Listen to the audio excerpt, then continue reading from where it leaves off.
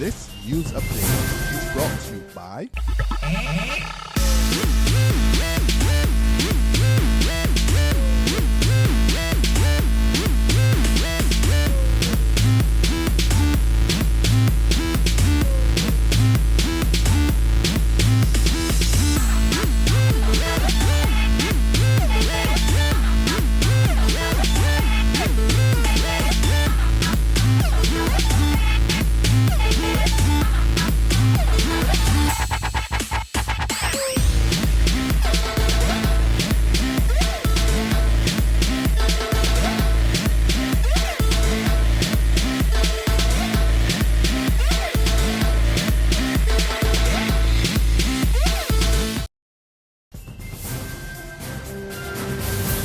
This is the Noon Barbados Today update for Friday, July 11, 2014. A warm welcome to you. I'm Kamar Jordan. Good afternoon. We begin with good news of a financial lifeline for anxious University of the West Indies students in search of money to pay their tuition fees.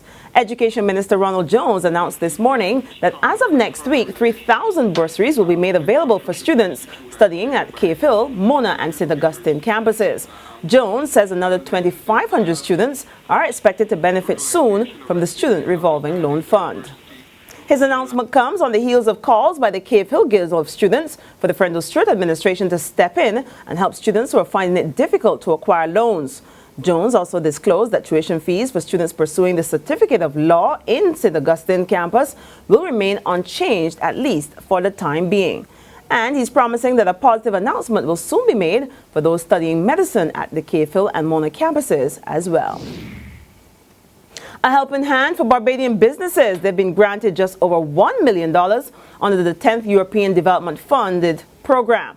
Executive Director for the Caribbean Export Development Agency, Pamela Cook Hamilton, says 16 businesses from the manufacturing and creative industries, as well as the professional services sector, will now be able to expand their businesses under the program.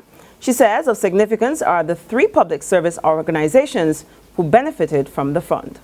The Barbados Agricultural Development and Marketing Corporation, the BADMC, the Barbados Investment and Development Corporation, the BIDC, and the Copyright Society of Composers, Authors and Publishers, COSCAP, who are essential to fostering the development of businesses across sectors that play an integral role in supporting the economy of Barbados. These companies will be utilizing the grant to undertake a wide range of activities, including e-commerce, film production, licensing rights in music, fostering entrepreneurial development, food safety certification, including HACCP and good manufacturing practices, expansion of markets and brands through the marketing of products and services, and in markets such as alternative energy, allowing them to increase their market presence, range of products, and increase overall revenue. In other news, it's been the talk of the town for the entire week, and it seems the vexed issue of the municipal solid waste tax simply will not go away anytime soon. Among those leading the call for the repeal of the tax is the opposition leader, Mia Montley, who insists the levy is unfair. Townhouses will have low site values because townhouses represent a density on a piece of land such that the value is in the building but not the land. And the majority of people who live in townhouses are middle to upper middle income.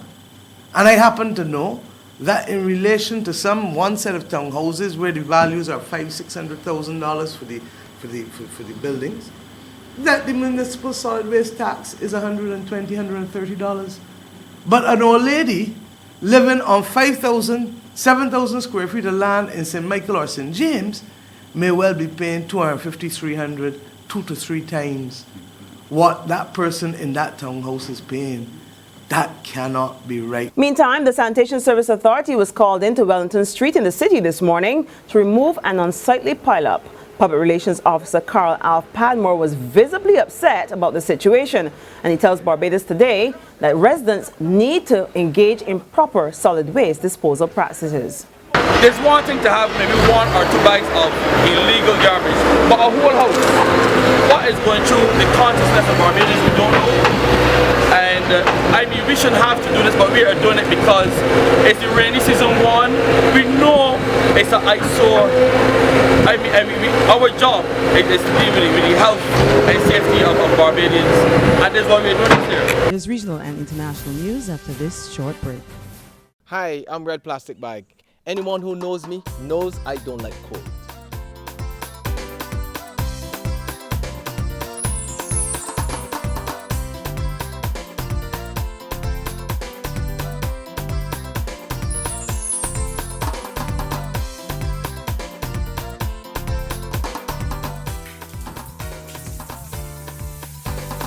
Sunshine reigns in my country. I love it. Get your sun power. To regional news now, Jamaica's multi-million-dollar sugar industry is getting a scorching from severe drought conditions. Chairman of the Sugar Industry Authority, Ambassador Derek Heaven, says the next crop is now in jeopardy with the forecast showing below average rainfall for the rest of the year. Kingston has been grappling with dry conditions for months now, prompting the authorities to implement new water restriction measures. Internationally, journalists in Myanmar call on the authorities to stop stifling press freedom. This after 4 of their colleagues were sentenced to 10 years of hard labor on charges of violating state secrets. The sentencing has drawn the ire of the international media and rights watchdogs, who describe the ruling as a drastic rollback of press freedoms. The 4 convicted journalists all worked for a magazine in the country.